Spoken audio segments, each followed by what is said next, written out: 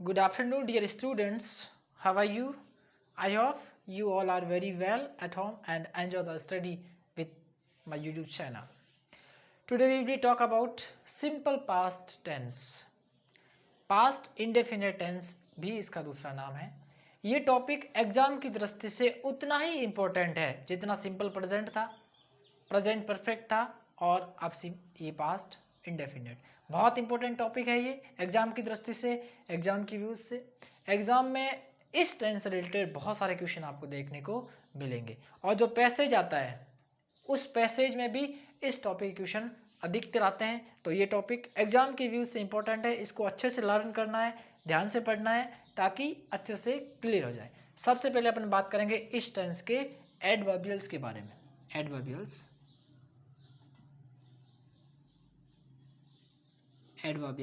Of this tense. Ago, yesterday मतलब बीता हुआ कल, एगो यानी पहले, ago yesterday, last plus day, week, night, year.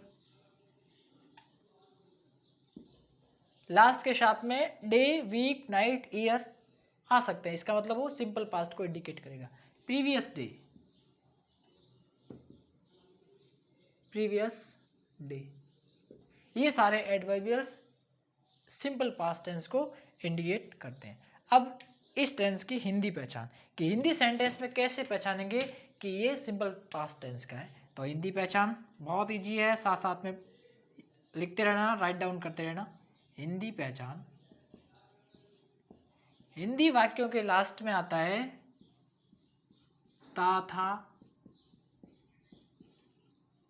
ती, थी,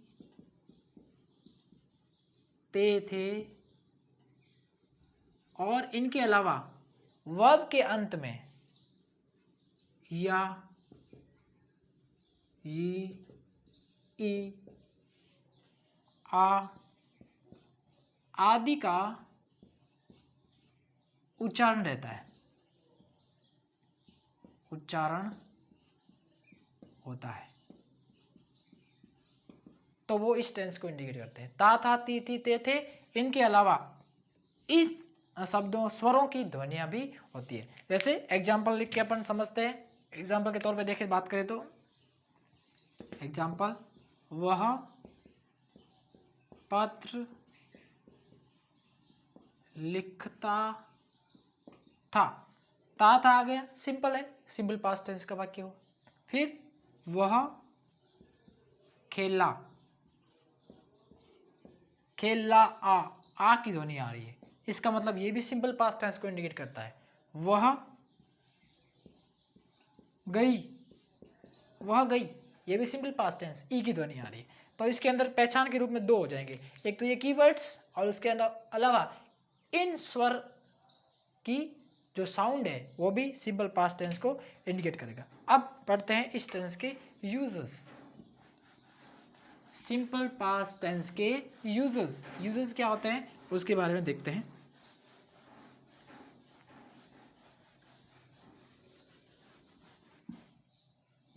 Uses of this tense. Uses. It is used with the events,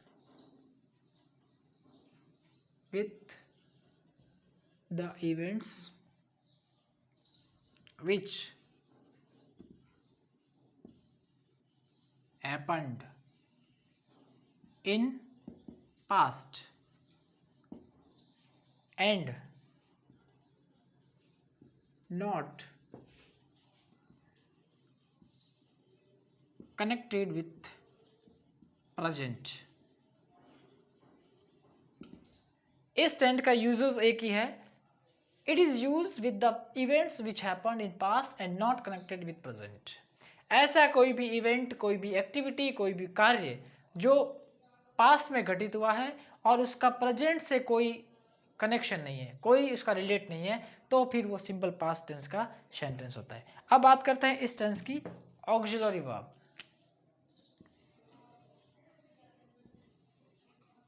auxiliary verb helping verb बोल सकते हैं, सहायक क्रिया बोल सकते हैं। इस टेंस की सहायक क्रिया डिड होती है, लेकिन इसमें पॉइंट क्या है, क्वेश्चन का पॉइंट ये है कि सरल वाक्यों में डिड का प्रयोग नहीं होता है। अफर्मेटिव में डिड नॉट यूज्ड, सरल वाक्यों में डिड का प्रयोग नहीं होता है, और नेगेटिव में और इंट्रोगेटिव में सिंगुलर एंड प्लूरल सभी सब्जेक्ट के साथ डिड का यूज होता है, बिकॉज डिड इस टेंस की अकेली सहायक क्रिया है। तो सिंगुलर सब्जेक्ट तो भी डिड नॉट, प्लूरल सब्जेक्ट तो भी डिड नॉट, और यदि अफर्मेटिव सेंटेंस है तो डिड का प्रयोग नहीं होगा। नेगेटिव में भी डिड का प्रयोग और इंट्रोगेटिव में भी डिड का प्रयोग किसके साथ, सिंगुलर एंड प्लूरल दोनों सब्जेक्ट के साथ, सिंगुलर एंड प्लूरल दोनों सब्जेक्ट के साथ डिड का ही प्रयोग होगा, सरल वाक्यों में डिड का प्रयोग नहीं होगा। ऐसी स्थिति में वर्ब की सेकंड फॉर्म का यूज होगा, वो अभी अपन थोड़ी देर में आगे बात करने वाले हैं। मेन वर्ब बहुत इंपॉर्टेंट टेंस है ये एग्जाम की दृष्टि से, तो इसको अच्छे से लर्न करना। याद रखने का पॉइंट यही है कि इस टेंस के सरल वाक्यों में डिड का यूज नहीं होता है, और नेगेटिव इंट्रोगेटिव के दोनों प्रकार के जो सब्जेक्ट्स है, singular subject and plural subject, दोनों में डिड का यूज होता है। मेन वर्ब, मेन वर्ब, इसमें मेन वर्ब की कंडीशन दो बन जाएगी, यदि एक तो आएगी V1 और एक आएगा V2।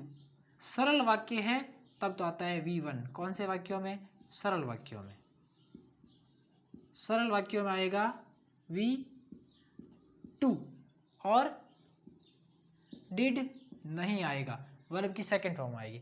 और यदि वाक्य है नेगेटिव और इंट्रोगेटिव तो इसमें आएगा V1 और साथ साथ में क्या आएगा, डिड भी आएगा, V1 और डिड। ध्यान से दोबारा समझो, यदि सरल वाक्य है तो वर्ब की सेकंड फॉर्म का यूज होगा और डिड का प्रयोग नहीं होगा। यदि वाक्य नेगेटिव है या इंट्रोगेटिव है तो डिड का प्रयोग, जैसे ही सहायक क्रिया का प्रयोग डिड के रूप में आएगा तो फिर वर्ब की सेकंड फॉर्म के बजाय वर्ब की फर्स्ट फॉर्म हो जाएगी, क्योंकि डिड खुद सेकंड फॉर्म है। किसकी सेकंड फॉर्म है, डू की, do did and done, do खुद सेकंड फॉर्म है, तो ये अपने साथ फर्स्ट फॉर्म लेगा, नहीं कि सेकंड फॉर्म। ये याद रखने का पॉइंट है, और एग्जाम में सवाल इसी पॉइंट से पुटअप होता है। अब बात करते हैं ट्रांसलेशन ऑफ एफर्मेटिव सेंटेंस।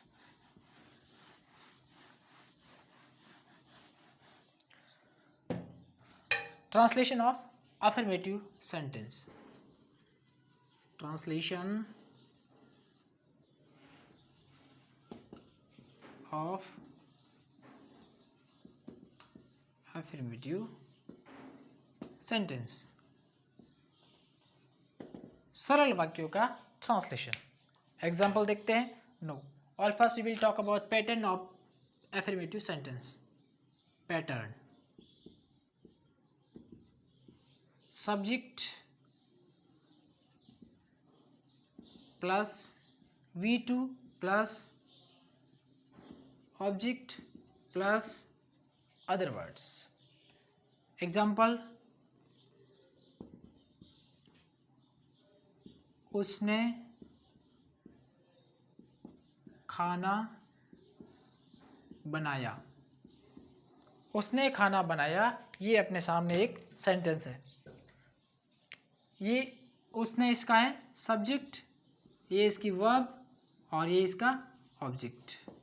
सबसे पहले पैटर्न अकॉर्डिंग सब्जेक्ट उसने, इट मीन्स सी, खाना बना रही है तो वो डेफिनेटली श्योर एब्सोल्युटली लड़की होगी, सी।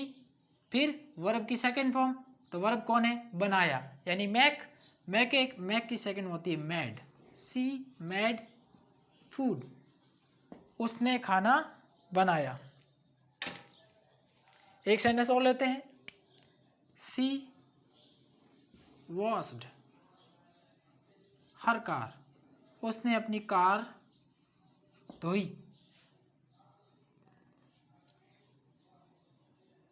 दे wrote a letter, वे पत्र लिखते थे, they wrote a letter। अब बात करते हैं ट्रांसलेशन ऑफ निगेटिव सेंटेंस, नकारात्मक वाक्यों का translation. Translation of negative sentence. Second है ट्रांसलेशन ऑफ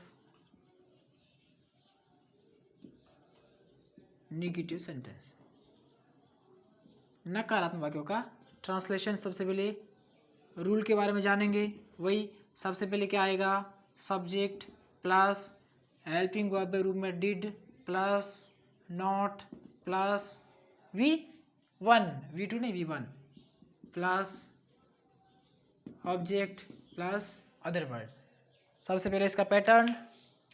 अब बात करते हैं एग्जाम्पल की। एग्जाम्पल,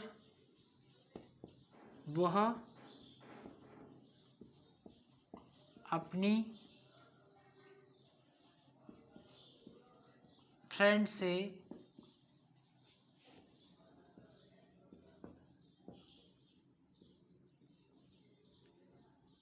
कभी नहीं मिला, कभी नहीं मिला। वह अपनी फ्रेंड से कभी नहीं मिला। सब्जेक्ट कौन है, ही। मिलना वर्ब, नॉट वर्ड। मिला क्या, आंसर नहीं मिल रहा है तो ऑब्जेक्ट इसमें नहीं है।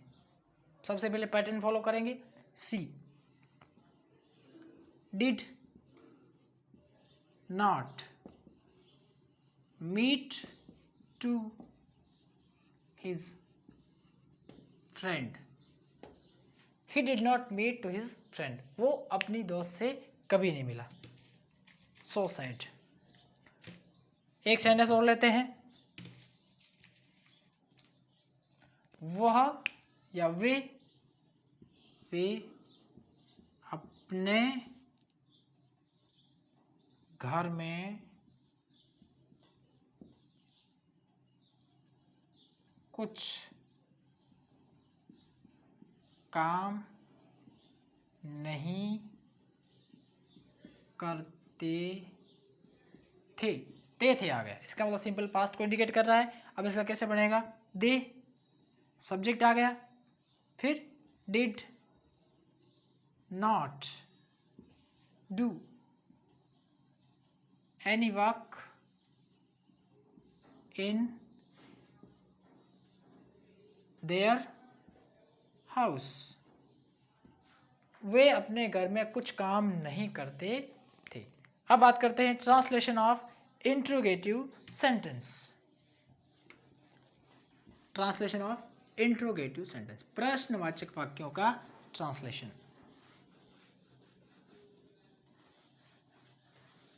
Translation of interrogative sentence.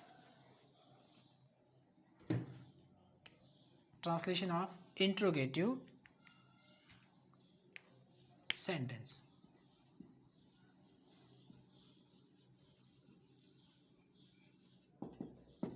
प्रश्नवाचक वाक्यों का अनुवाद। All first we will talk about pattern of interrogative sentence. Did plus subject plus V1 plus object plus other word अन्यथा क्वेश्चन मार्क। दूसरा पैटर्न होगा WS शब्द plus did plus subject plus V2 plus object plus question mark. ये इसका रहेगा pattern. अब दो sentence लिखते हैं।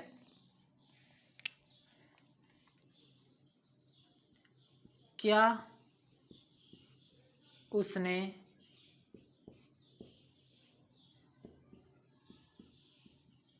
विश्वविद्यालय से ग्रेजुएट कर लिया या स्नातक कर लिया। क्या उसने विश्वविद्यालय से स्नातक कर लिया। डब्ल्यू शब्द है, सब्जेक्ट है, वर्ब है, ऑब्जेक्ट है, ये अन्य शब्द है। अकॉर्डिंग टू पैटर्न चलेंगे। सबसे पहले सब्जेक्ट, नो, क्वेश्चन मार्क है, पैटर्न दूसरा है। अब डब्ल्यू शब्द इस वाक्य के शुरू में आ गया तो सूत्र कौन सा लगेगा, फर्स्ट वाला। All first we will write did. Did के बाद सब्जेक्ट ही और सी मान लेते हैं। डिड सी स्नातक कर लिया, एक साथ ही, ग्रेजुएट फ्रॉम यूनिवर्सिटी।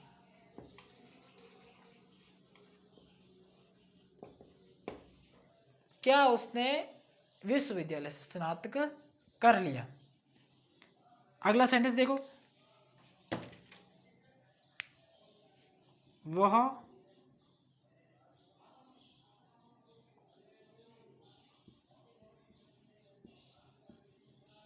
पिछली रात